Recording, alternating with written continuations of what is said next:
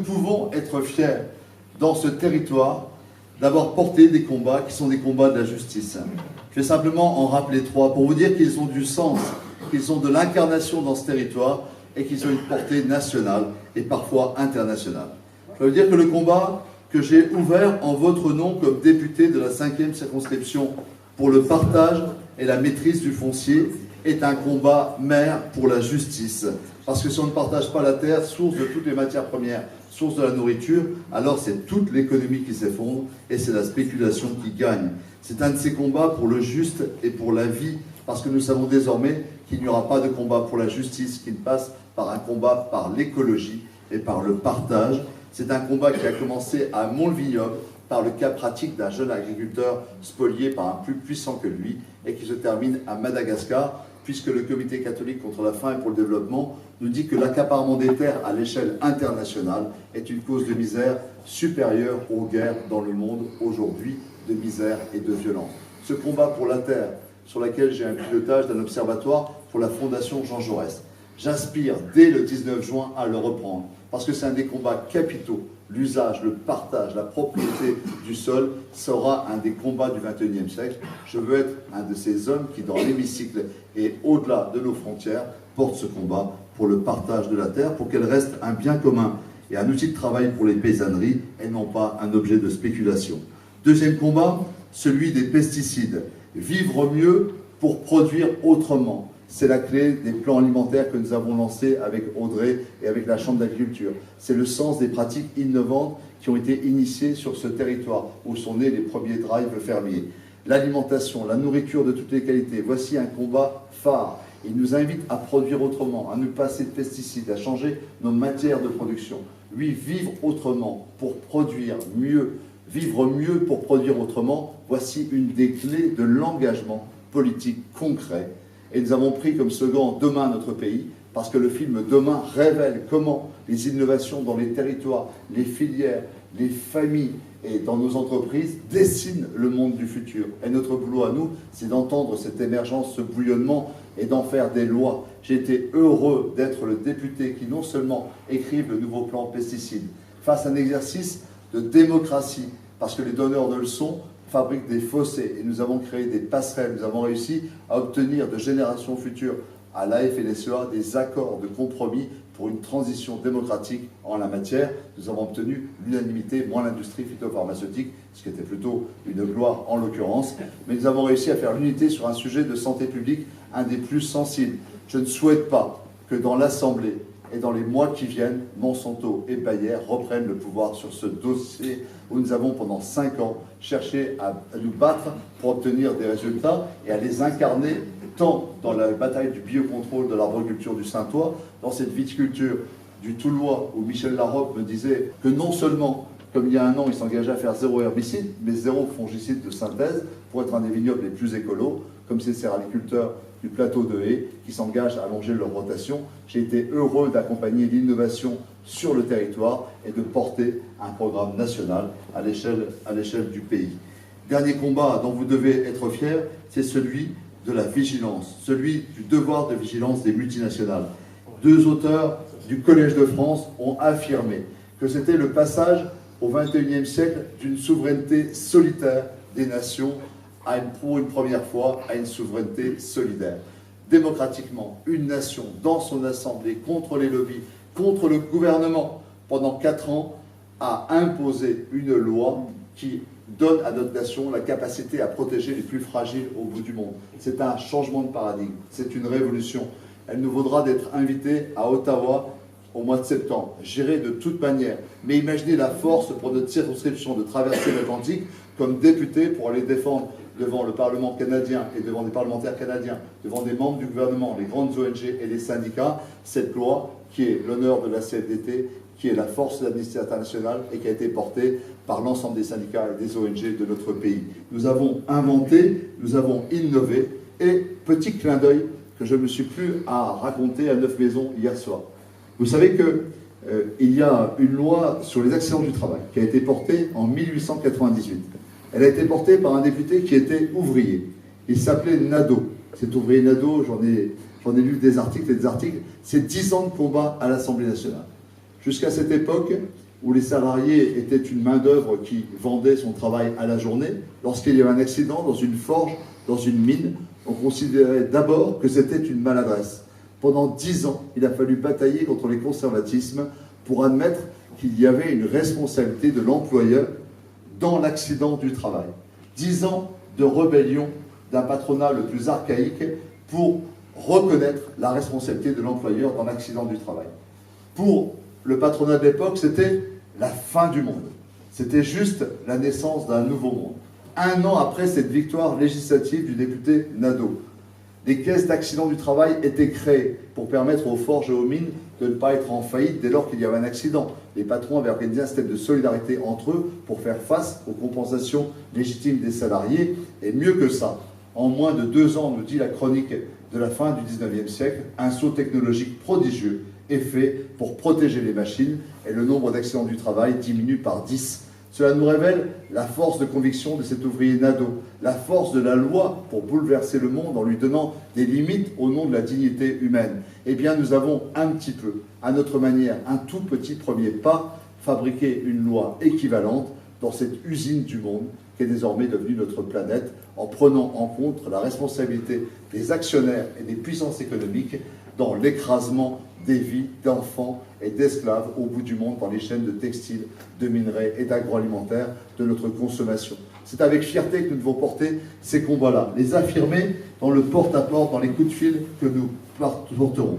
Et aller dire partout que pour mener ces combats, il aura fallu du courage, celui des militants des ONG, des syndicats, des universitaires, mais également des parlementaires qui ne se sont pas couchés, qui n'ont pas cédé aux pressions, à la lassitude et parfois au mépris des cabinets, qui ont tenu debout, qui n'ont pas été aux ordres, comme le rappelait Mathieu Klein avec force tout à l'heure, et qui ont porté une des lois qui sera une des fiertés de cette mandature qui se révélera dans le temps, ici et ailleurs dans le monde, puisqu'elle a vocation à devenir au minima une directive européenne. Oui, nous devons réaffirmer ce pouvoir de la loi à fixer des limites dans la toute-puissance économique. Nous devons le faire à une époque où la République, nous la vivons un peu comme une obsession de la laïcité. Le rapport aux religions devient obsessionnel dans notre pays. Et il est sain que cette bonne distance à la religion soit faite.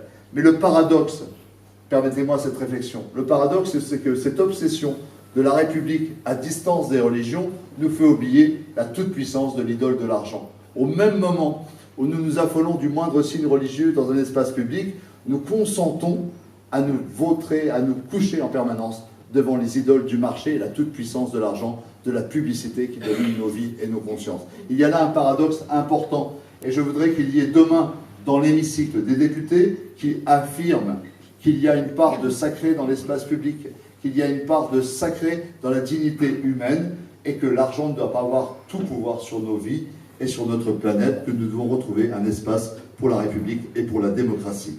Moi, je suis fier, chers amis, en cette fin de mandat et à l'aube d'un nouveau mandat, de vous dire que notre territoire a été un cadre et un creuset. Un cadre, comme vous l'avez rappelé, pour faire vivre des lois nationales et les mettre en œuvre, je l'ai expliqué, pour les pesticides. Ça a été également le cas après la COP21 et la loi de transition énergétique pour la mise en œuvre d'un territoire à énergie positive qui ne cesse de tenir ses promesses sur notre territoire. Ça a été le cas après la grande loi santé de Marisol Touraine dans la mise en œuvre des contrats locaux de santé sur laquelle Martine et tant d'autres ici sont engagés. Notre territoire est devenu un laboratoire, nous dirions aujourd'hui un living lab, un lieu, un laboratoire vivant où nous expérimentons de nouvelles pratiques, de nouvelles manières de produire, de vivre. Et nous devons être fiers de ce territoire qui est également un creuset d'où naissent des inspirations, des combats que nous portons avec fierté jusqu'à l'échelle nationale et au-delà. Je voudrais vous dire ma fierté à cet instant, à brûler, dans cette terre de tradition du Toulois. Je voudrais vous dire ma fierté d'avoir été dans cet humus de notre territoire, dans cet humus paysan, dans cet humus des valeurs dont j'ai hérité.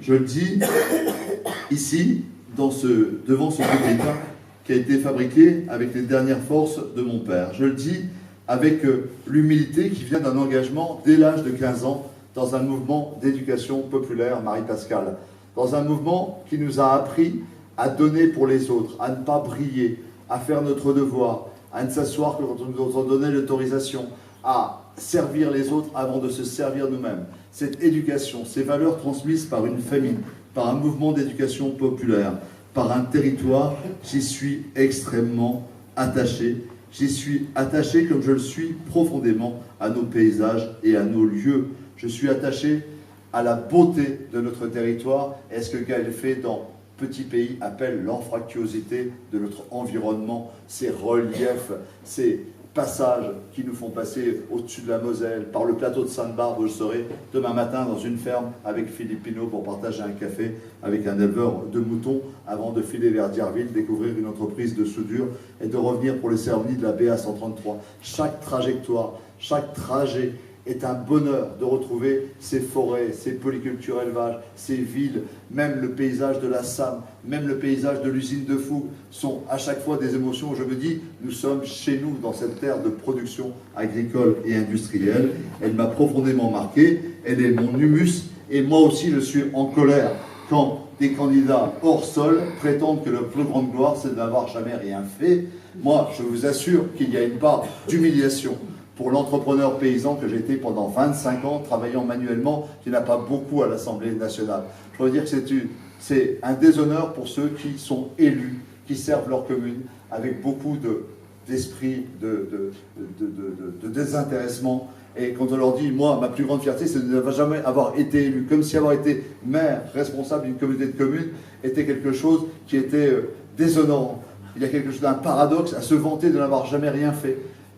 Est-ce que c'est déshonorant d'avoir été syndicaliste, d'avoir été dans un mouvement de jeunesse, dans une association, de l'avoir servi, d'avoir eu des responsabilités? Au contraire, je pense profondément que ces engagements multiples, 25 ans paysans, une quinzaine d'années élus, et toutes ces années dans la vie associative, forgent un homme, lui donnent son humus, lui donnent ses racines et le nourrissent. Et c'est avec toute cette force-là que je veux continuer à porter avec Martine et avec vous tous des idées neuves pour une majorité équilibrée, car Mathieu l'a dit encore une fois, notre pays a besoin de cet équilibre, il a besoin d'une aile régulatrice, il a besoin d'une aile humaniste, il a besoin que dans cette espèce de délire actuel, nous affirmions les valeurs de notre territoire et les valeurs du mouvement social auquel nous participons. Oui, il faut une majorité équilibrée et je veux y participer. Je vais participer avec la mémoire de deux personnes en particulier. Bien sûr, c'est de Michel Dinet, qui m'habite durant toute cette campagne, parce qu'il a été l'âme, il a été celui qui a créé le gimmick de la campagne de 2012, parce qu'il y mettait sa part de folie et d'enthousiasme gauloise qui nous portait lorsque nous étions un petit peu fatigués. Et Michel Dinet nous manque énormément. Je voudrais redire aujourd'hui que c'est, bien sûr, avec Jacques Delors, je le répète, et sa passion européenne, avec Michel Rocard et avec sa passion de l'innovation territoriale, environnementale, économique, que nous avons grandi. Mais je veux le dire avec force, c'est d'abord dans la lumière de l'humanisme de Michel Dinet. Michel Dinet et Geneviève de Gaulle-Antonios, première responsable du mouvement Intélécarmont, qui a inspiré une des lois dont j'ai été rapporteur et que nous expérimentons aujourd'hui sur le territoire de Colombey. Je voudrais vous dire que j'étais jeudi dernier avec Louis Gallois, qui était venu comme responsable du fonds de zéro chômeur longue durée à l'échelle nationale, visiter à Batigny un projet de miellerie, et je l'accompagnais, et puis visiter également la fabrique à Allan. La grandeur pour moi du chef d'entreprise, de ce qu'était Louis Gallois, c'est qu'il a renoncé à tous ses stock options, qu'il a juste pris sa retraite, une des retraites auxquelles il avait droit, il a renoncé à tous les autres privilèges. Et je l'ai vu à Batigny poser des questions sur la production du miel comme un néophyte avec un véritable intérêt et demander à chacun son prénom à Allan, sur les 20 personnes qui recherchent du boulot aujourd'hui, s'intéresser à eux et prendre très au sérieux, pour l'ancien patron de Airbus et de ce capitaine d'industrie française, chacun de leurs micro-projets de création d'emplois.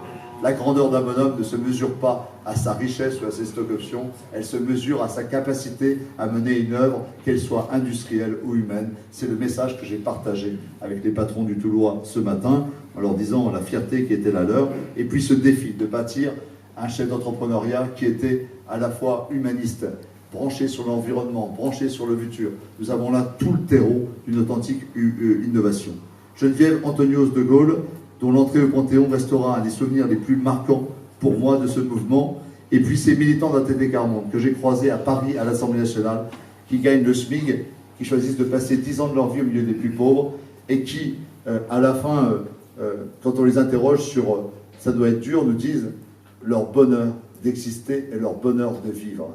Je dis ça parce qu'il y a un député qui, pendant quelques années de sa vie, a touché 1250 euros de lobbying.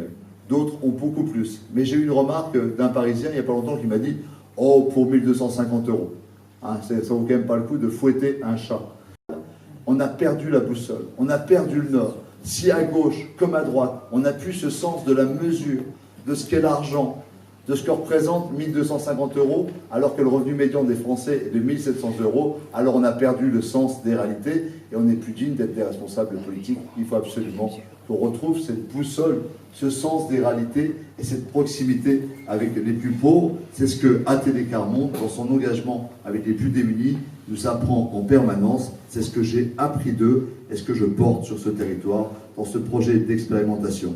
Nous étions le 15 décembre. Nous étions avec Esprit Civique à l'Assemblée nationale, 2 invités. Nous étions un mois après les attentats du 13 novembre.